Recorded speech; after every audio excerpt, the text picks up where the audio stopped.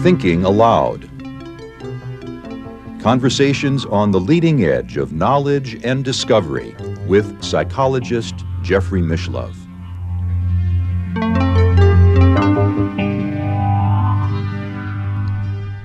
Hello and welcome. I'm Jeffrey Mishlove. Today we'll be exploring the significance of Atlantis in the philosophical tradition. With me is philosopher Dr. Jason Georgiani, who is on the faculty at the New Jersey Institute of Technology. He is also the author of Prometheus and Atlas, a book that won the 2016 Book Award from the Parapsychological Association. Welcome, Jason. Thank you for inviting me, Jeffrey. It's a pleasure once again to be with you. Many people think of Atlantis as a myth. Some people think of it as history, but it actually has a deeper significance as well. It's part of our philosophical heritage, going all the way back to Plato. Yes, it's remarkable that of all of the myths in human history, this is the one that philosophers who are developing a non-mythic way of thinking keep coming back to. Mm-hmm. And Plato gave us some very vivid descriptions, not only of Atlantis, but of its importance in his own thinking. The history of Western philosophy has often been described as a series of footnotes to Plato. And in fact, we get the most developed and first account of Atlantis from Plato. In his Timaeus and Critias dialogues, Plato recounts a lost civilization that flourished according to him, or rather reached its zenith 9,000 years before his time. Mm-hmm. And he lays a great deal of emphasis on the fact that this is not a tall tale. Supposedly, he grew up in his family with an heirloom manuscript from Solon, the lawgiver of Athens. And Solon supposedly had received the story of Atlantis from priests in Egypt. And he was adapting it into a mythos that he hoped to have supplant the traditional mythology of the Greeks, the mythology set forth by Homer in, say, the Iliad and the Odyssey. Yes.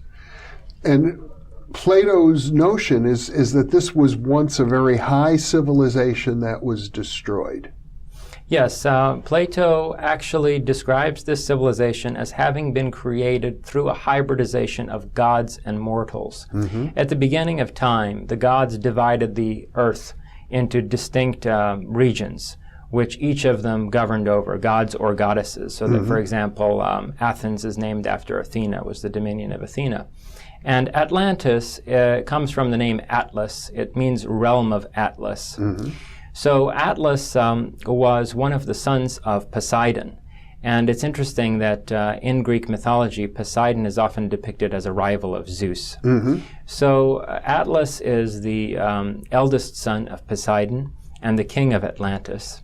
And in this civilization, over time, the blood of the gods is mixed with that of mortals. There's increasing hybridization to the point where these demigods essentially reject the Olympians as anyone worthy of reverence. They develop what you could describe as a humanistic civilization, self-confident and bent on dominion over the planet.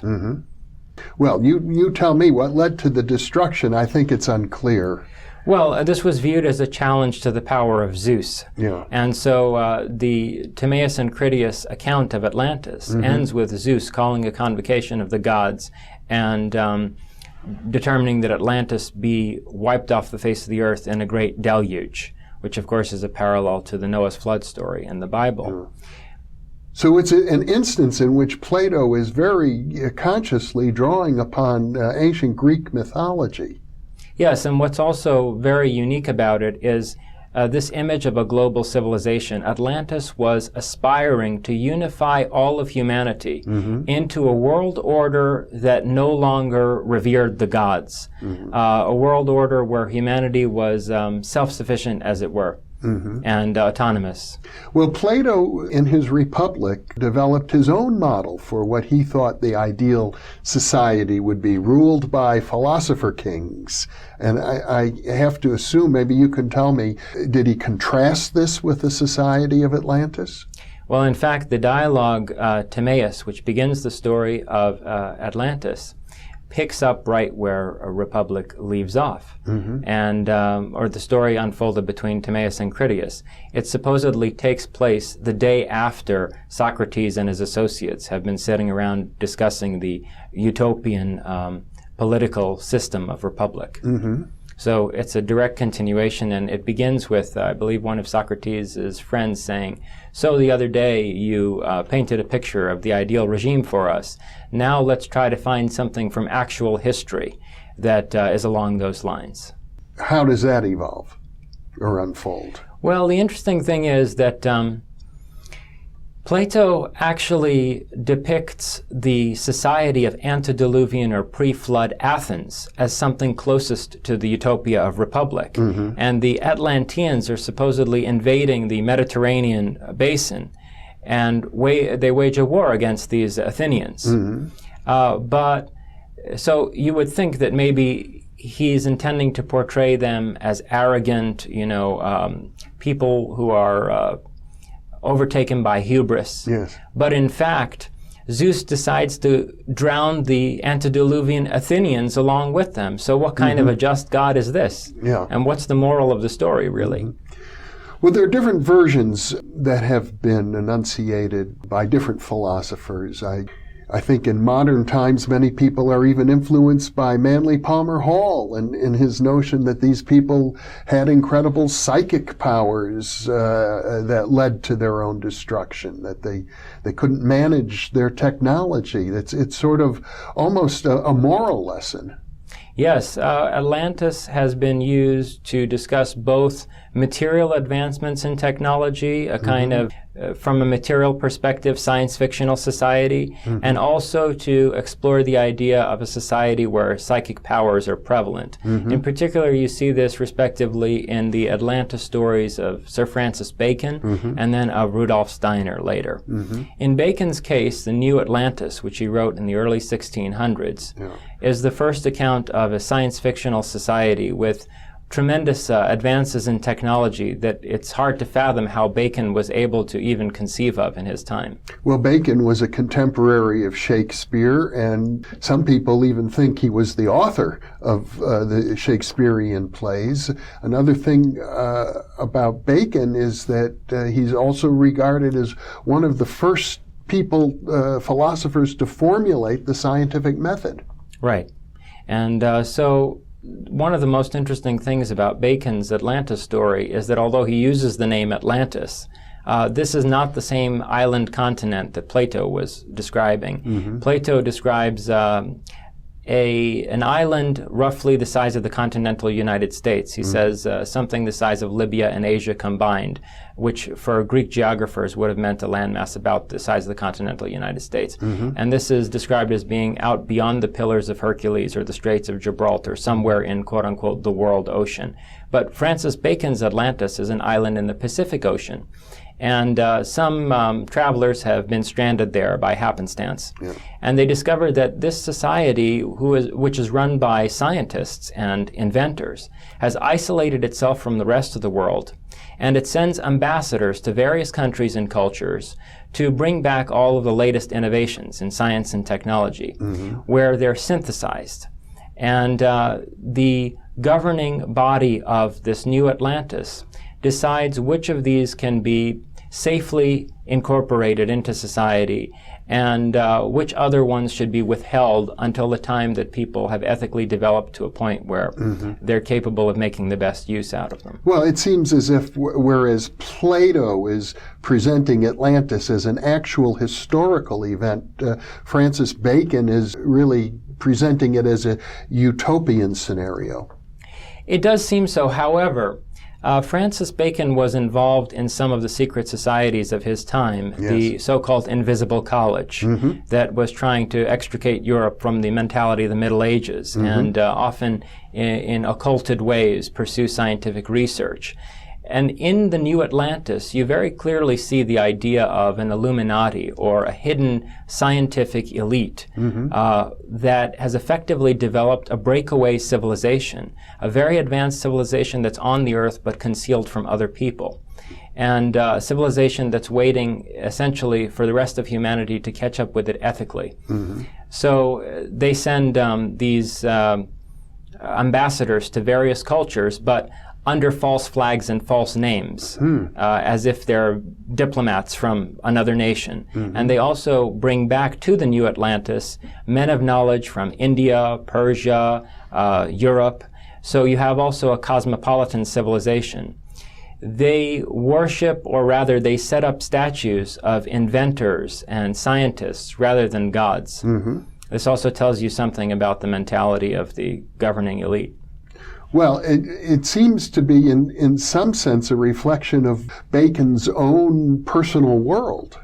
Yes, and it's amazing how he was able to extrapolate from the meager technical advancements of his time to things like submarines, telephone lines, skyscrapers, laser, sonic chambers. He describes the wise men or scientific researchers of Atlantis as masters of illusion who draw on all of these technical capabilities in order to be able to produce simulacra of reality. He's also got descriptions of robots in there and what appears to be genetic engineering of plants and animals. It's almost as if Bacon was looking into the future. It is almost. One might say remote viewing the future. Right, which brings us to Steiner, who explicitly claimed that his insights into Atlantis were based on the use of psi-ability.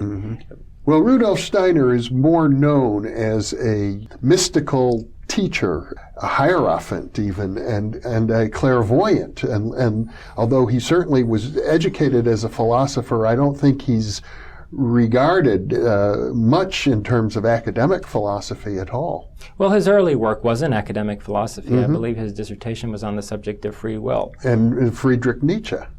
Yeah. And so Steiner's own proclivities are perhaps reflected in the way that he handles the story of Atlantis. He claims that the Atlantean civilization was founded by beings who descended to the earthly plane, but who were not entirely corporeal at the outset. Consistent with theosophical teachings. Yes.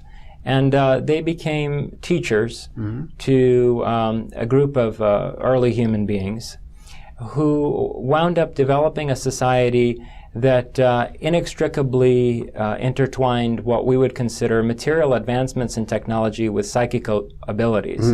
So that on the one hand, you have some of the same technologies that Francis Bacon describes, but on the other hand, Steiner emphasizes that the mind interfaced with some of these devices, so that if we were in possession of some of the Atlantean pieces of technology, we probably wouldn't be able to make them work, or at any rate, someone who wasn't an adept in psychokinesis wouldn't be able to make them work. It reminds me of the movie Forbidden Planet, the old 1950s science fiction movie. Actually, that's a very good comparison, because the way the story ends for Rudolf Steiner is that these Atlanteans turn their minds against one another.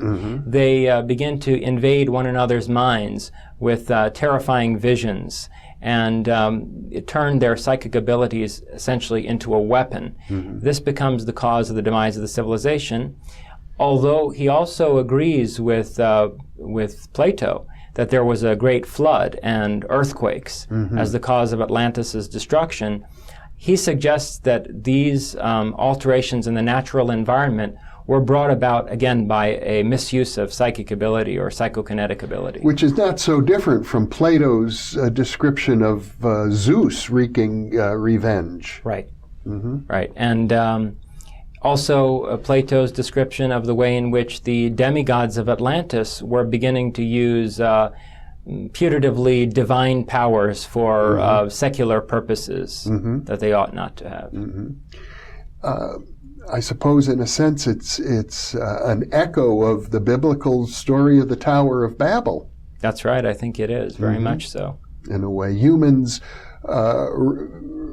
rising up to challenge the gods in one way or another. Yeah, the most interesting element in Steiner's account is he suggests that at some point a cognitive change took place where we went from a mentality that was based largely on memory, where learning was a question of a vast store of experience, and the Atlanteans thought in terms of images, We transitioned from that into an analytical mode of thinking, and this destabilized the Atlantean society because only a few people made this transition at first. And then with their newfound analytical capabilities, they were in a position to manipulate the rest of society.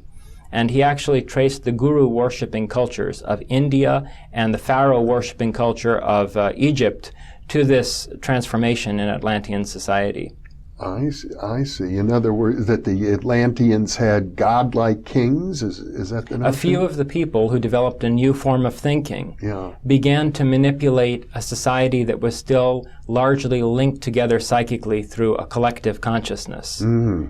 And he thinks this influenced Egypt and India because after the destruction of Atlantis, the Atlanteans went around and colonized various parts of the world, or perhaps relocated themselves to colonies that they had already established in various regions. Well, there's some people who wonder about the fact that we have pyramids in Mesoamerica and pyramids in Egypt and other similarities, that there was once a global culture going back to prehistoric times. Well, this brings us to the most recent of the philosophers who's made use of the idea of Atlantis in his work, and that's Colin Wilson.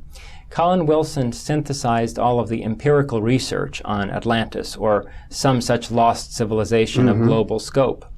Some of the more interesting pieces of evidence that he drew together include the anomalies at the Giza site, where we have the Sphinx temples, and the pyramids. Yes.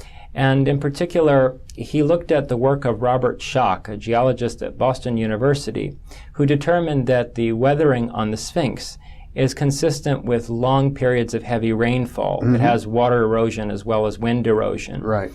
This would push the Sphinx back in time to at least 7,000 BC. And this also means that the Sphinx and the Valley temples, which are built from out of the rock that was hewn out of the carved trench, right into the limestone mountains. Yes, well, so the Sphinx is carved out of a trench, and the rock that was loosed by that process was used to build those temples. So they must be contemporaneous with the Sphinx. I see. And their architectural style is very un-Egyptian. They're not covered with hieroglyphs, unlike most Egyptian temples. It's a very austere megalithic style, extremely high precision. The other thing that has been noticed about the Giza ground plan, particularly by the Belgian engineer Robert Bauval, is that if you look at the three stars of Orion's belt, they're in the same pattern as the three pyramids at Giza, with the third one slightly misaligned from the first two. And the Sphinx has a counterpart among the constellations, namely Leo.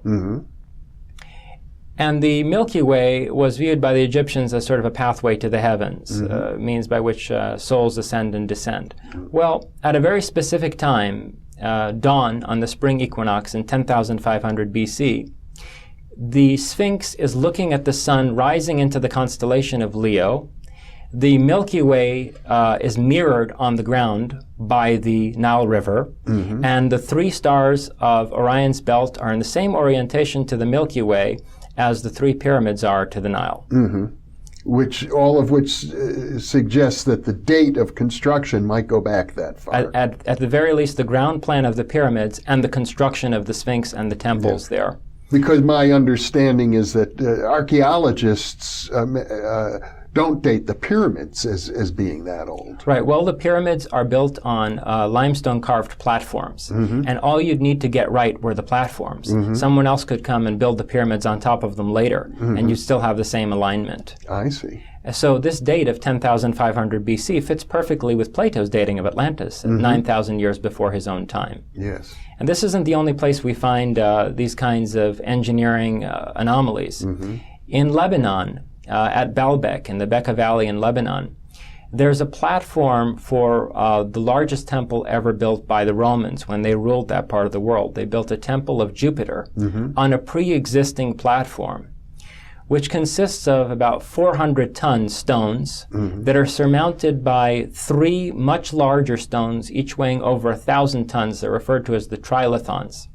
And we know that these came from a quarry at a great distance, because whoever the engineers were, they left one of these trilithon-sized blocks in the quarry, I think deliberately, to indicate that they had transported the stone over such a long distance.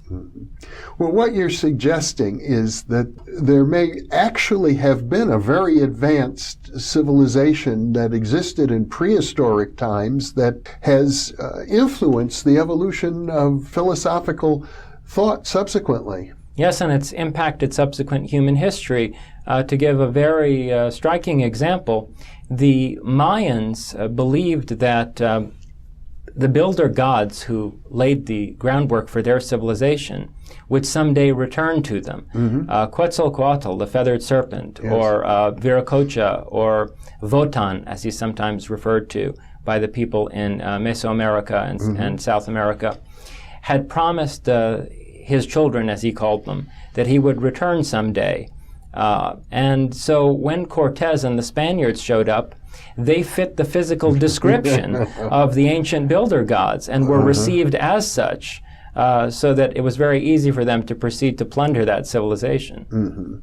But to focus on South America for a moment, I believe Polish archaeologist by the name of Arthur Posnanski studied the site at Tiwanaku for many years and determined that the precision with which that site is built, again in very much the same style as the Sphinx temples or as the Osirian and Abydos, which some people believe is covered by 8,000 years of sedimentation. This structure at Tiwanaku in Bolivia, its precision doesn't match its misalignment to, say, the solstices or the equinoxes. Stellar alignments were very important for these cultures. And so Posnanski corrected for the precession of the equinoxes, and he determined that that site was built sometime between 15,000 and 12,000 BC, which is interesting because the nearby port at Tiwanaku is now far above the water level. And what is suggested by the construction of a port at that location is that perhaps the engineers who put it there were dealing with a much higher sea level, perhaps a sea level that had precipitously risen, and they needed to rapidly construct a port. Well, as a philosopher yourself, what do you think is the significance of all of these attempts by previous philosophers to make sense of this myth or legend or history? Well, I think it has to do with Colin Wilson's ultimate conclusion in his study of Atlantis, and that's that the people, supposing the civilization existed, the people who were behind it had minds very different from our own. We're dealing with a type of human being that was still operating on something like animal instinct, a kind of society that functioned through an extraordinary intuition rather than through abstract conceptual thinking. Although apparently they had high technology at the same time. They had a very different form of technology. You know, we're at a loss as to how they moved these gigantic blocks, and especially with the precision that they did. Colin Wilson suggests that psychokinesis was involved. And this relates to what Steiner says about the Atlanteans, namely that they had a kind of collective consciousness, so that en masse they were mesmerized in a way that made it easier, that facilitated these titanic tasks. I see, through sort of a application of a group mind. A mass PK effect, yeah. What's the lesson for us today?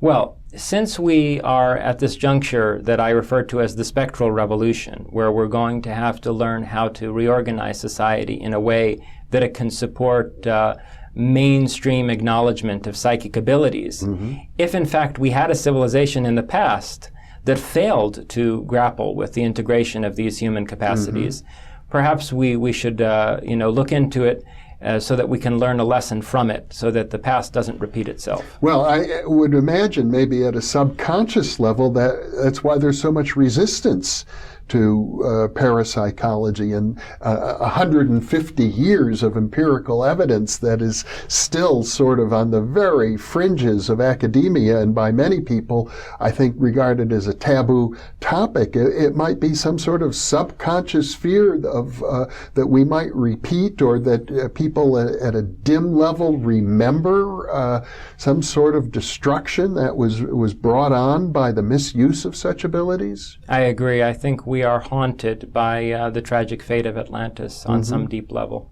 And there's also the possibility that somewhere, somehow, maybe in a different dimension, that the Atlanteans exist and are influencing us today. Well, that takes us back to Francis Bacon's breakaway civilization. You know, it might not literally be on the Earth. It might not be a concealed island on the Earth. Well, Jason Georgiani, this has been a stimulating conversation. It certainly raised many questions that we're not able to answer right now, but I trust that our viewers will be pondering for some time. Thank you so much for being with me. It was a pleasure being with you again, Jeffrey. Likewise. And thank you for being with us.